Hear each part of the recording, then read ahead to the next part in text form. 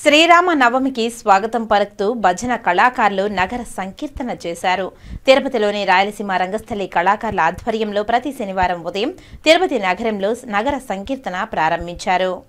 స్థానిక గోవిందరాజస్వామి ఆలయం నుంచి సాంప్రదాయ వస్త్రధారణతో తప్పెట తాళాలతో దాదాపు 70 మంది భజన కళాకారులు ప్రతి శనివారం నగర సంకీర్తన చేస్తున్నారు. అందులో భాగంగా ఈ శనివారం ఉదయం శ్రీరామ నవమికి స్వాగతం పలుకుతూ రామనామ సంకీర్తనను చేశారు. రామనామం ఎంతో మధురమంటూ సాగిన భక్తి పాటలకు నగర ప్రజలు పులకించిపోయారు. ఈ సందర్భంగా భక్తులకు విక్రమస్వామి మురళి ఆధ్వర్యంలో అన్నప్రసాదాలు పంపిణీ చేశారు. ఈ సంకీర్తనలలో జయమ్మ, పార్వతి, విజయ్ కుమారి, ఉషారాణి, పవిత్ర, మునికుమారి, కల్పన, పద్మావతి, జయబాబు, శారదమ్మ, ధనమ్మ, ఉమా, కెఎన్ రాజా, గుండాల గోపీనాథ్, కొండై చంగారెడ్డి, వాసురెడ్డి, శంబోల హర్నాథ్, తిరుపాలాచార్యరెడ్డి, బాబు కళాకారులు పాల్గొన్నారు. హరే రామ హరే రామ హరే కృష్ణ కృష్ణ కృష్ణ.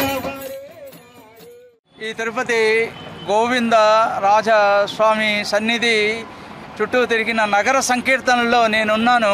చాలా సంతోషమైన విషయం.